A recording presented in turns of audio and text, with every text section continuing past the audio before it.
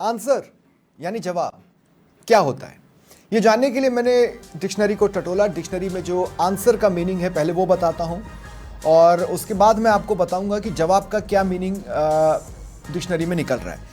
Answer का meaning है, an answer is something spoken, written और done in return to a question, demand, call और need.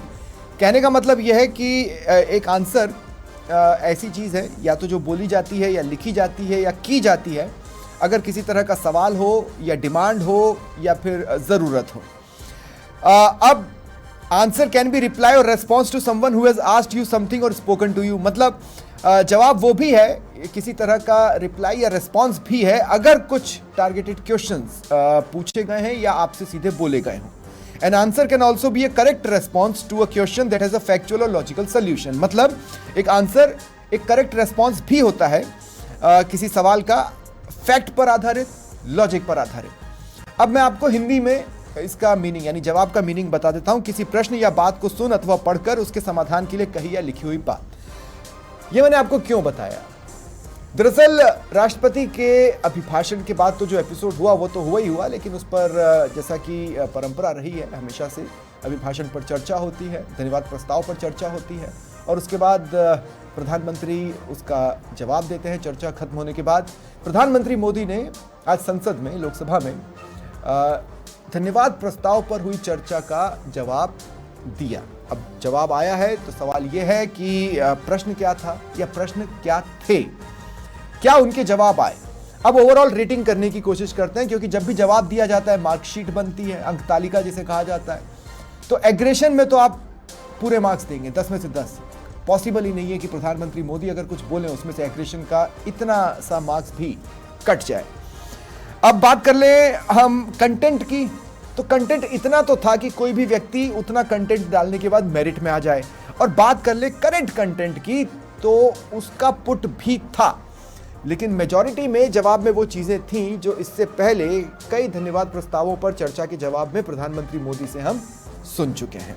तो ऐसे में मार्कशीट किस तरह की बनेगी, आज इसी पर चर्चा करेंगे। स्वागत है आप सभी का प्रश्नकाल में। आपके साथ मैं हूं स्वप्निल, और मेरे साथ इस वक्त श्याम झा जी जुड़ रहे हैं जो कि बीजेपी प्रवक्ता हैं, और कांग्रेस प्रवक्ता पौरुष भारद्वाज मेरे साथ जुड़ रहे हैं।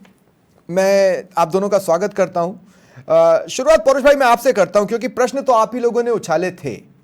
अब प्रश्न करने वाला ही तो जवाब भी जांचता है, तो इस लिहाज से मैं आपसे पूछना चाहता हूं, स्पीच तो आपने पूरी सुन ली होगी, कैसी लगी?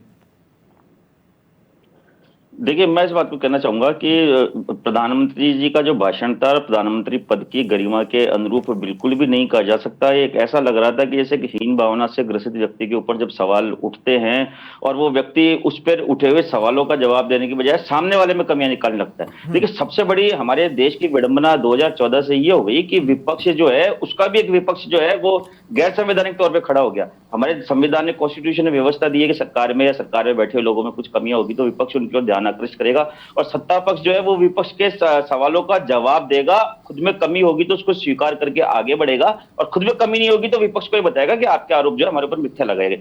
हमारी सरकारों में परंपरा थी, आपको ध्यान होगा कि प्रधानमंत्री जी कोट करके कई बार कहते हैं कि साहब राजीव गांधी जी ऐसे कहा करते थे कि 1 रुपया ऊपर से चलता है तो 85 पैसा जो है वो बीच में रुक जाता है, 15 पैसे जो है वो कहीं ना कहीं जो है वो पहुंच पाते हैं। राहुल गांधी जी ने कल आपने संसद में भाषण सुना कि उन्होंने जब युवाओं को रोजगार देने की बात की तो उन्होंने, प्रधानमंत्री मोदी ने भी आज कोट किया है, इस बात को कोट किया है।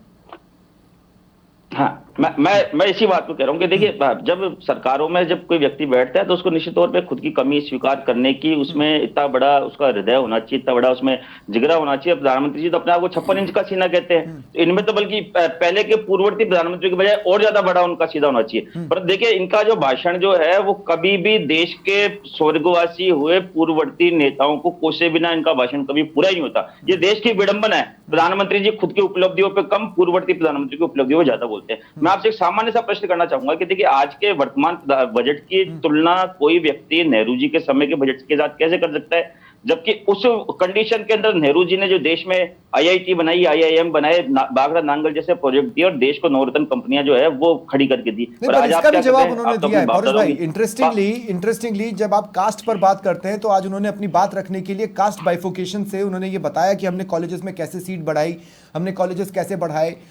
उन्होंने ये भी बताया कि बिना कास्ट में तनाव आए, बिना किसी भी तरह की स्थिति बिगड़े, ये भी उन्होंने अपने जवाब में शामिल किया। मैं ये जरूर मान सकता हूं कि विपक्ष के दो मुद्दे जिस पर विपक्ष बार बार चीजें चाहता था उस पर कोई जवाब नहीं आया, यहां तक तो बात फैक्ट है। लेकिन उन्होंने इस बार लेटेस्ट कंटेंट को भी जोड़ा है, जैसा कि मैंने शुरुआत में कहा था। आप ये कह सकते हैं कि 10 आउट ऑफ 10 मार्क्स लायक नहीं जोड़ा, लेकिन 4 या 5 नंबर लाने लायक तो जोड़ा ही जोड़ा है। नहीं, सबसे पहले देखिए, मैं आपसे इसी बात को कह रहा हूँ कि जैसा कि हमारे द्वारा जो जातिगत जनगणना की मांग उठाई गई थी और प्रधानमंत्री द्वारा उसको बहुत हल्के में लेकर के बात कही गई कि सब एक ही परिवार से 3 सांसद हैं। अरे भाई, ज्यादा अच्छा तो ये होता कि आप ना विपक्ष के द्वारा उठाई गई वाजिब मांग को आप खुद आगे बढ़ाते। नहीं, मैं कह रहा हूं कि जब आप कास्ट को आगे बढ़ाने की बात करते हैं, 50% कैप खत्म करने की बात करते हैं, तो आप भी तो SC या ST में से किसी एक ही परिवार के 3 लोगों को सांसद बनवा सकते थे ना, राज्यसभा लोकसभा मिलाकर। नहीं, देखिए ये सार्थक प्रश्न नहीं कहा जा सकता। ये इत्तेफाक की बातें होती है और कई बार ऐसा होता है कि बहुत कुछ हो जाता है। परंतु मैं आपसे इस बात को कह रहा हूं कि जो हमने मांग उठाई उसको हमने तेलंगाना में कर दिखाया। आपको पता है कि तेलंगाना में हमने जातिगत जनगणना कराई और वहां के आंकड़े आपको जान करके ताज्जुब होगा कि देखिए वहां के जो आंकड़े आए, जो हमने कहा पिछड़े जो है वो सबसे ज्यादा है और अधिकारों से तेलंगाना के सीएम किस कास्ट से हैं? पौरुष भाई, तेलंगाना के सीएम किस कास्ट से हैं? देखिए, बात कास्ट की उस जगह होती है कि हमारे अधिकतर संसाधनों पर किस कास्ट का जो है वो वहां पे उनको जो है अवसर प्राप्त हुए। अपना सीएम बदल देना चाहिए था ना, किसी कास्ट अपलिफ्टमेंट में। नहीं, देखिए, जब पॉलिटिकल बात पॉलिटिकल होती है पौरुष भाई। सीएम और पीएम जो होता है वो राजनीतिक नेतृत्व का उसका फैसला करता है। आपने देखा ना, हमारे यहाँ तो हमने जो हमारे राष्ट्रीय अध्यक्ष है वो दलित है ना, हमने उदाहरण दिया ना, और हमने बाकायदा चुनाव लड़वा करके उनको चुना। भारतीय जनता पार्टी ने तो एक दलित नेता चुना था, उड़ा दिया ना। उस पर अभी तक माफी नहीं मांगी आप लोगों ने, किसी ने भी माफी नहीं मांगी। नहीं, देखिए वो बात इसलिए नहीं कही जा सकती कि हम भी इस बात को जानते हैं कि राज्यों के अंदर जो राज्यपाल अभिभाषण पढ़े या केंद्र में राष्ट्रपति अभिभाषण पढ़े हैं, जो अभिभाषण होता है वो एक तरीके से सरकार का लिखा हुआ होता है, जो राष्ट्रपति या राज्यपाल महोदय के मुंह से कहलवाया जाता है। अब राष्ट्रपति महोदय या राज्यपाल महोदय वो बात बोल रहे हैं कि जो सरकार उनसे कहलवा रही है, और सरकार जो है वो अपनी पीठ थपथपा रही है। तो विपक्ष तो जो आलोचना करेगा, जब सरकार जब राष्ट्रपति के रूप में अपनी बात को अपनी गलत बात को आगे बढ़ाएगी, तो फिर विपक्ष तो राष्ट्रपति को टारगेट करके सरकार पे आपको माफी मांगनी थी बोरिंग कहने के लिए। पर इन दोनों में से किसी भी चीज को आपने, जब आपने माफी नहीं मांगी, प्रधानमंत्री मोदी ने लपेट दिया। प्रधानमंत्री मोदी ने कह दिया कि आपकी जो भाषा है वो अर्बन नक्सल की भाषा है। मैं इसी बात को कह रहा हूँ कि सबसे पहले अनेकों उदाहरण। मुझे आप बताइए कि जब पंडित जवाहरलाल नेहरू के बारे में जब है ना इस तरीके से प्रधानमंत्री, देश का वर्तमान प्रधानमंत्री अनगढ़ बातें करता है, तो क्या उनको माफी नहीं मांगनी जानी चाहिए? देश के पूर्ववर्ती जो ऐतिहासिक नेता रहे, जिनको देश की आजादी को दिलाने में, देश के नवनिर्माण करने में उनका बड़ा योगदान रहा, आज आप उनको गिराते हैं कि आपको शर्म नहीं आती? आज आप अपने को सनातनी होने का दावा करते हैं, सनातन धर्म के अधिकृत मुख्य शंकराचार्य जी को ट्रोल करवाते हैं, शंकराचार्य जी को ट्रोल करवाते हैं। पौरुष भाई, अब मैं आपको रोक रहा हूं। और दूसरा, चूंकि आपके बीच में किसी को मैंने बोलने नहीं दिया, मेरी पूरी उम्मीद है आप भी किसी के बीच में नहीं बोलेंगे, लेकिन उससे ठीक पहले एक पॉइंट मैं यहां पर क्लियर कर दूं। मैंने पहले भी कई बार इस बात को कहा है कि हत्या की वारदातें होती हैं, लेकिन जब सजा पर कोर्ट में बहस होती है तो रेयरेस्ट ऑफ द रेयर भी माना जाता है। मतलब हत्याओं की भी कैटेगरी की गई है। आप हत्याओं को भी ये देखते हैं कि वो किस ग्रेविटी की है और उसके हिसाब से सजा तय करते हैं। ठीक वैसे ही राष्ट्रपति पद पर अगर कोई बैठा है तो उसके लिए बोला गया शब्द, उसकी ग्रेविटी प्रधानमंत्री के लिए बोले गए या पूर्व प्रधानमंत्री के लिए बोले गए शब्द से ज्यादा होगी, इसलिए वो बात ज्यादा गंभीर हो जाती है। मेरे साथ अब डॉक्टर JK शर्मा, राजनीतिक विश्लेषक, वो भी जुड़ रहे हैं। मैं आपका भी स्वागत करता हूं शर्मा जी। लेकिन श्याम झा जी, मैं आपसे कहता हूं, श्याम झा जी, अभिभाषण पर जब अभिभाषण हुआ उसके बाद जो पूरा एपिसोड हुआ, ठीक है, आपने आज उसको कोट कर लिया, वेल एंड गुड, वहां तक कोई प्रॉब्लम नहीं है।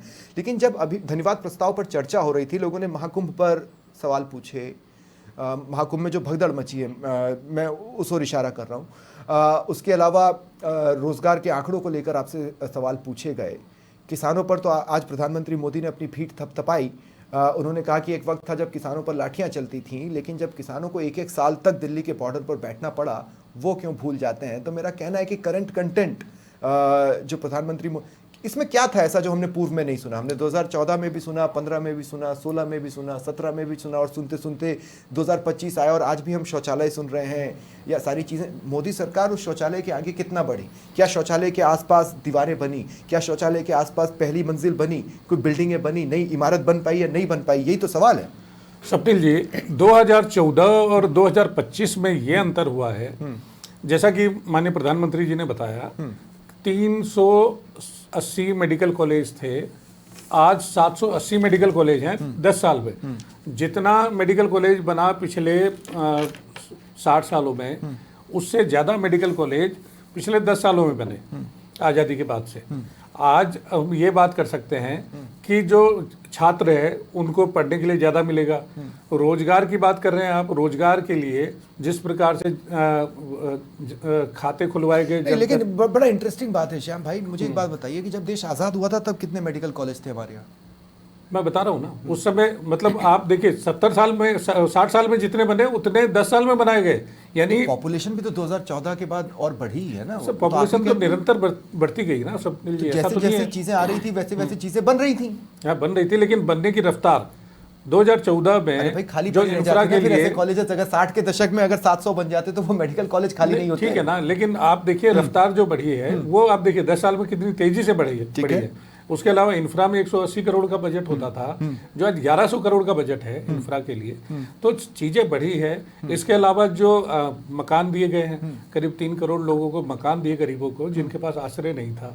तो विकास हुआ है, गरीबों को फायदा मिला है। भारतीय जनता पार्टी अंत्योदय की बात करती है और वो सिद्ध करके दिखाया है। लेकिन एक्सप्लेनेशन की भी तो बात है ना श्याम भाई। जैसे आप आज प्रधानमंत्री मोदी ने बताया कि हमने 25 करोड़ लोगों को गरीबी रेखा से ऊपर उठा दिया, लेकिन आज भी हम राशन 80 करोड़ लोगों को दे रहे हैं। तो भाई कोई तो तर्क बैठना चाहिए ना, कोई चीज समझ में भी तो आनी चाहिए ना। देखिए गरीबी रेखा से उठाया है उनको, लेकिन एक जो सपोर्ट के लिए आज भी उनको दिया जा रहा है, तो उसमें गलत क्या है?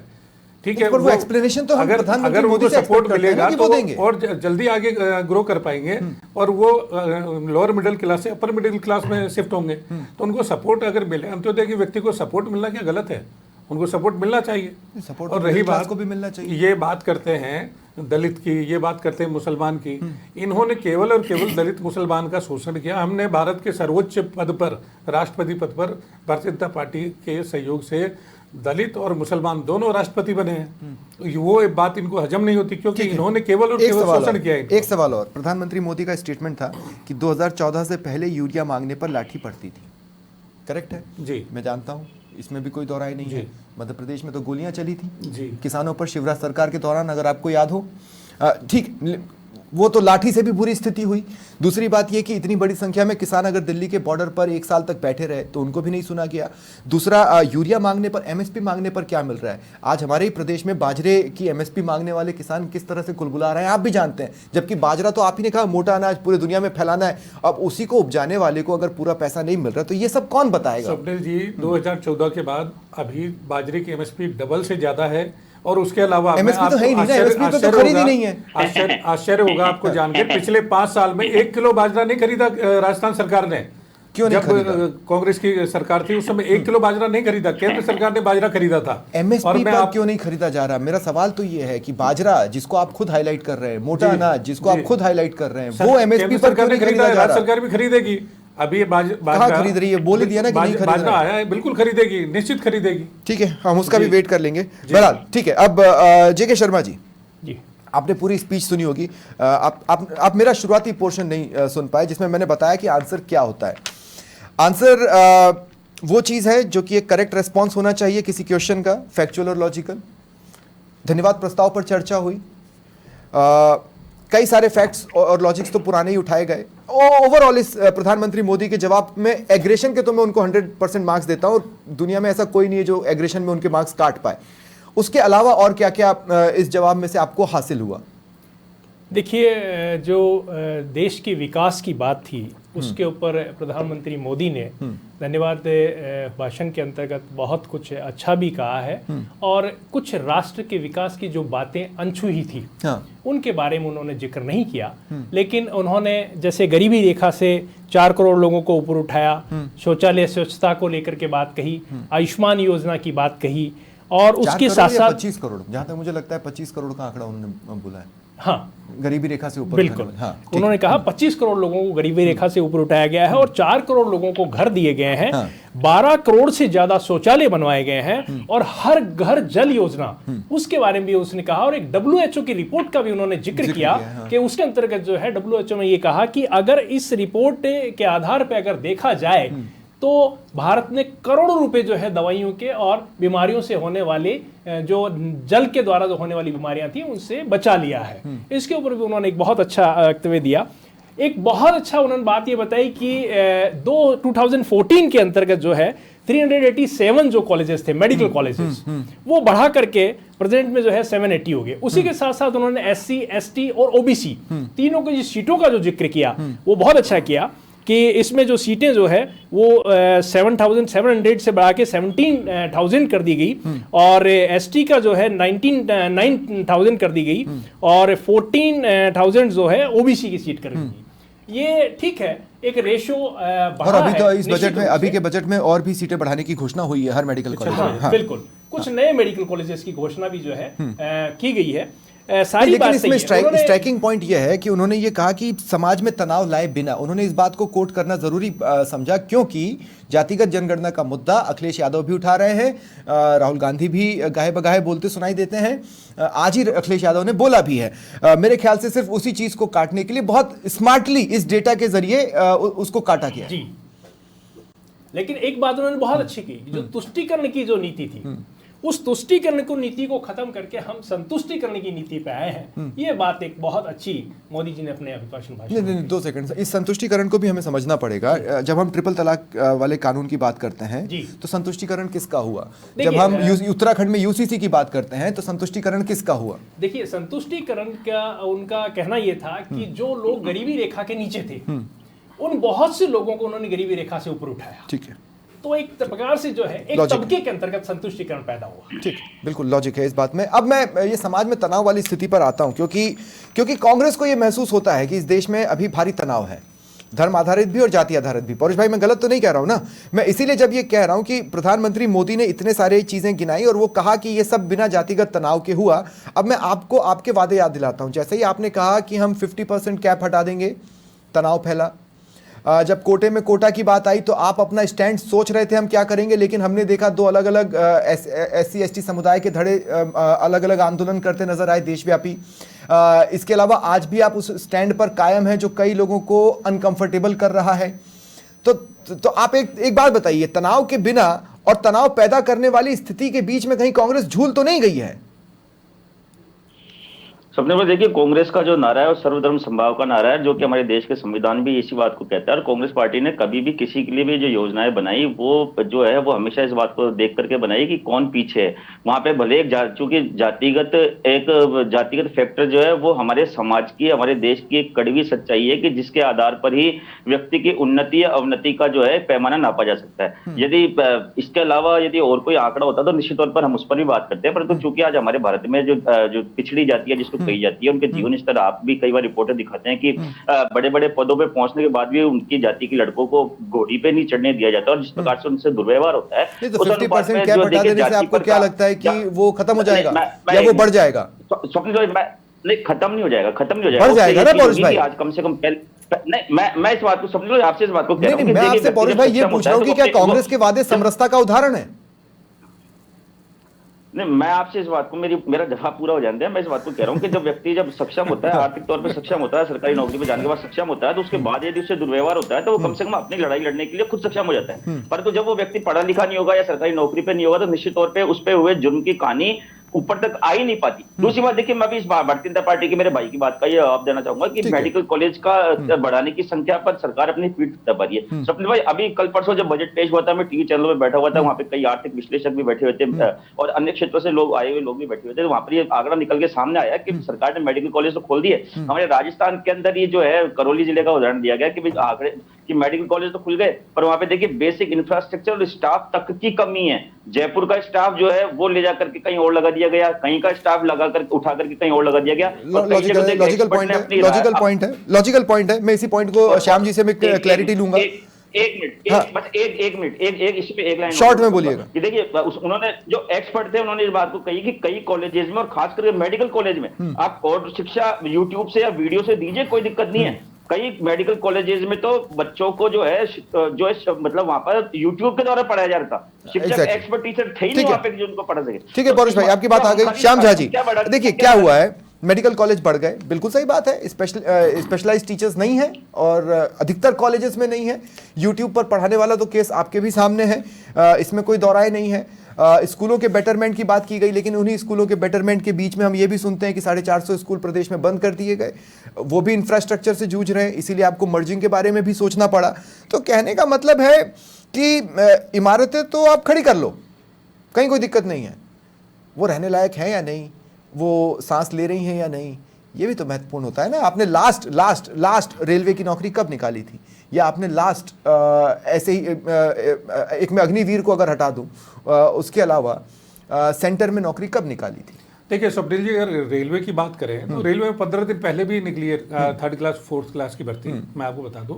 और रही बात ये राजस्थान की, अगर बात करें पिछले 5 साल में ये कितनी भर्तियां निकाल पाए हैं, वो इनको गलेबान में झांक के देखना चाहिए। उसका खामियाजा, अरे भैया बीच में मत बोलो परोश भाई स्वप्निल जी, ये नहीं, मैं नहीं करने दूंगा, आप निश्चिंत। परोश भाई मैं पूछ लूंगा, मुझे सवाल पूछने आते हैं। 5 साल में कितनी भर्तियां कर पाए, उसकी वजह से आज प्रदेश के संसाधन कठिनाइयों का सामना कर रहे हैं। और मैं बता रहा हूं, इन मेडिकल कॉलेज में एक्सपर्ट कौन लगाएगा? लगाएगी सरकार, लगाएगी, हम कब लगाएगी? एक्सपर्ट्स हैं आपके पास देश में इतने? सर एक्सपर्ट्स अगर जितने कॉलेज खुल गए हैं उतने एक्सपर्ट्स हैं आपके पास जो एक्सपर्टली ट्रेन कर सके अलग अलग। और स्पेशलाइजेशन क्या होता है डॉक्टर्स में, आप भी जानते हैं, कोई एक फील्ड में तो होता नहीं है, हड्डी का भी होगा, गायनेक का भी होगा, कहाँ है आपके पास? देखिए स्वप्निल जी, सब व्यवस्थाएं हैं, केवल उनको अलाइन करने की स्थिति है, तो क्यों नहीं कर रहे जाएंगे। लेकिन तो प्रधानमंत्री को मोदी को बताना चाहिए था ना कि इस तरीके से हम अलाइन करने वाले हैं, उन्होंने नहीं बताया। राजस्थान जूझ रहा है कर्मचारियों की, क्योंकि ये 5 साल केवल पेपर लीक और भ्रष्टाचार के अलावा कुछ कर नहीं पाए। अभी भर्तियां निरंतर जारी है। और लेकिन चर्चा के दौरान उठे सवालों, देखिए मैं ये कह रहा हूं कि चर्चा के दौरान 100 सवाल उठे, अगर उनमें से 50 का भी जवाब प्रधानमंत्री मोदी दें तो फिर तो वो आउटस्टैंडिंगली शाइन कर गए।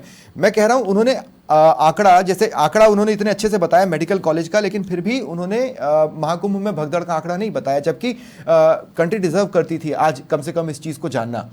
हमें लगा था कि वो उस बात को भी शामिल करेंगे। मैं पौरुष भारद्वाज से पूछूंगा कि प्रधानमंत्री मोदी के जवाब को आप 10 में से कितना नंबर देते हो, वो तड़ से बोल देंगे 0। विपक्षी धर्म है, उनको निभाना भी है। लेकिन जब मैं श्याम झा जी से पूछूंगा तो श्याम झा जी को सिर्फ प्रधानमंत्री मोदी ने बोला इसलिए 10 में से 10 देने की जरूरत है क्या? आपको क्या लगता है 10 में से कितने नंबर अगर आप देंगे? देखिए, आप अगर बात करें भगदड़ की, इतने बड़े उस महाकुंभ में कितने संख्या में लोग पहुंचे हैं, और एक घटना के अलावा आप कोई बता दीजिए। मैं खुद होके आया हूँ, एक से ज्यादा भगदड़ हुई है, अब तो साबित हो चुका है। बढ़िया व्यवस्था है, अब तो साबित हो चुका है, एक से ज्यादा भगदड़ हुई है। मैं खुद होके आया हूँ। नहीं, जिस भगदड़ की वजह से वहां पे कुछ लोगों की जाने गई, कुछ कितने, वो संख्या भी आ जाएगी। सरकार कुछ लोग गंभीर है, एग्जैक्ट आंकड़े भी आ जाएंगे। नहाने वालों की संख्या आ गई, अरे भैया, अरे पौरुष भाई क्या, प्लीज ये सेंसिटिव इशू है, इस पर अपन चिल्ला चोट करेंगे, अच्छा मैसेज नहीं शर्म आनी चाहिए। जो पार्टी इससे अपेक्षा भी की जा सकती है, जो राम के अस्तित्व पे सवाल उठाए, ऐसे पार्टी से हम जवाब पे ही रहेंगे। अरे बीच में बोलने का ठीक है पौरुष भाई प्लीज, क्या तुम्हें बीच में बोलने का? नहीं ठीक है श्याम झा जी, मैंने स्पेसिफिकली पूछा, क्या आप इस जवाब को 10 में से 10 नंबर दे रहे हैं जिसमें कुछ पॉइंट्स मिसिंग थे, या फिर आपको लगता है कि नहीं ये 10 में से 9, 9.5, 8, 8 के आसपास का बैठता है मामला? जी डेफिनेटली 10 में से 10, क्योंकि जो कार्यकाल रहा है और स्वर्णिम कार्यकाल रहा है, और आने वाले समय में देश और भी आगे बढ़ेगा। ठीक है शर्मा जी, आपके हिसाब से जो पॉइंट्स मिसिंग थे उसका तो सिर्फ ये है कि हम उसको उद्धृत कर सकते हैं कि इस पॉइंट्स की चीजें नहीं आई। आंसर देने वाले के भी ऊपर होता है कि वो उस पॉइंट्स के जरिए अपना जवाब गढ़ना चाहता है या नहीं गढ़ना चाहता है। वो तो मार्क्स देने वाला डिसाइड करता है कि हम अगर एक्सपेक्ट कर रहे थे उसके बावजूद भी जवाब अच्छा है या नहीं है। ओवरऑल आपको क्या लगता है आगे की संसद के लिए इस जवाब से उन्होंने लोगों के मुंह बंद किए हैं या मुंह खोलने का रास्ता बना दिया है? देखिए, मैं इसमें दोनों ही बातें जो है एक दूसरे की प्रतिपक्ष में मानता हूँ। वो इसलिए कि सरकार को कार्य करने के लिए एक समय चाहिए, और समय जो अभी कुछ समय पहले बात आई कि मेडिकल कॉलेजेस के अंतर्गत जो है शिक्षक नहीं लगाए गए हैं, यूट्यूब या ऑनलाइन पढ़ाई चल रही है, ये सारी बातें ठीक है। लेकिन इसमें मेरा ये मानना है कि किसी भी चीज़ का सिलेक्शन करने में या किसी चीज़ को डेप्यूट करने के अंतर्गत थोड़ा समय जरूर लगता है, लेकिन सरकार को इस मामले में गंभीर होना चाहिए। जब मेडिकल कॉलेजेस की घोषणा उन्होंने करी तो उससे पहले उनको एक व्यवस्था करनी चाहिए थी, वो निश्चित रूप से की होगी इस गवर्नमेंट ने, लेकिन ये जरूर मानना चाहिए कि किसी भी व्यवस्था को बनाने के अंतर्गत समय लगता है और निश्चित रूप से जो है सरकार को इसके लिए जो है अच्छे प्रयास करने चाहिए और डेफिनेटली जो उनको इन सभी मेडिकल कॉलेजेस के अंतर्गत शिक्षक लगाने चाहिए ताकि बहुत सुचारू रूप से पढ़ाई हो। ठीक है स्वप्निल जी, मैं एक बात कहना चाह रहा था। श्याम जी आप बोलेंगे तो फिर 10 सेकंड मुझे पौरुष जी को भी देना होगा। एक लाइन में खत्म कर, एक लाइन आपका, एक लाइन पौरुष भाई का। दरअसल क्या मैं आपको ध्यान आकर्षित करना चाहूंगा कि मेडिकल कॉलेज जो बनाए जाते हैं केंद्र सरकार के फंड से बनाए जाते हैं, लेकिन ऑपरेट स्टेट गवर्नमेंट करती है। तो स्टेट गवर्नमेंट की जिम्मेदारी है कि वहां व्यवस्थाओं को सुचारू करे। एक साल से आपके पास है साहब, एक साल जब यूट्यूब से पढ़ा रहे हैं वो एक साल से आपके पास है, जब यूट्यूब पे पढ़ाया। भर्ती की प्रक्रिया समझ सकते हैं कि वो कैसे पूरी होती है और कितना समय लगता है। चालू हुई क्या भर्ती की प्रक्रिया? चालू भी तो नहीं हुई है। कितनी भर्तियां हुई है सरकार बनने के बाद? आपके छुपा हुआ है क्या? ठीक है पौरुष भारद्वाज, क्लोजिंग कमेंट आपको। मैं स्वप्निल भाई देखिए आंकड़ों के साथ बात करना चाहूंगा कि प्रधानमंत्री जी छोटा बोलना पड़ेगा पौरुष भाई। आंकड़े बताइए, कितने पेपर लीक कराए, कितने पैसे कमाए, वो आंकड़ा बता दीजिए। नहीं, इन्होंने बीच में बहुत डिस्टर्ब किया है तो मैं भी पूछ लेता हूँ। उनको चुप भी तो कराया ना श्याम जी, उनको मैंने चुप भी तो कराया। लोगों को लाभ पहुंचाए वो भी आपने बताइए। तो फिर तो एक नेशनल डाटा भी आना चाहिए था ना पेपर लीक का सारे राज्यों का मिला के। खैर पौरुष भाई कंप्लीट करें अपनी बात शॉर्ट में, पर बहुत शॉर्ट में। मैं बात करना चाहूंगा कि देखिए आर्थिक सर्वेक्षण के आंकड़े बजट के एक दिन पहले आए जिन्होंने कहा कि भाई हमें 2047 तक अगर भारत को विकसित राष्ट्र बनाना है तो हमें 8% की जीडीपी जो है वो कंटिन्यू मेंटेन करनी पड़ेगी। इससे सरकार के समय क्या हुआ कि हमारे समय की जो जीडीपी थी उससे ये लोग पीछे आ गए। 80 करोड़ लोगों को ये लोग जो है मुफ्त राशन बांट रहे हैं। और देखिए 2019 से पहले जो कॉर्पोरेट टैक्स होता था, सरकार की आय का सबसे बड़ा जरिया कॉर्पोरेट टैक्स होता था, सेकंड नंबर पे इनकम टैक्स होता था, मुफ्त राशन बांट रहे हैं, जरूरत है इसलिए बांट रहे हैं ना। 2019 के बाद में स्थिति बदल गई स्वप्निल भाई। अब क्या हो गया कि आम आदमी से लिया जाने वाला इनकम टैक्स का जो बजट पेश किया गया उसमें देखिए 14.38 लाख रुपए जो है 14.38 लाख करोड़ रुपए इनकम टैक्स से प्राप्त होंगे। जीएसटी से 11.78 लाख करोड़ रुपए प्राप्त होंगे और कॉर्पोरेट टैक्स जिसके पास देश की 90% संपत्ति और संपदा है उससे मात्र 10। दादा मैं आपसे कह रहा हूँ अभी 8वां वेतनमान लगने तो दो, अभी 8वां वेतनमान लगने तो दो, ये आंकड़े बहुत तेजी से बदलेंगे। बहुत बहुत शुक्रिया, लेकिन फिर भी बहुत बहुत शुक्रिया आप सभी का मेरे साथ जुड़ने के लिए और चर्चा में शामिल होने के लिए। फिलहाल इतना ही, नमस्कार।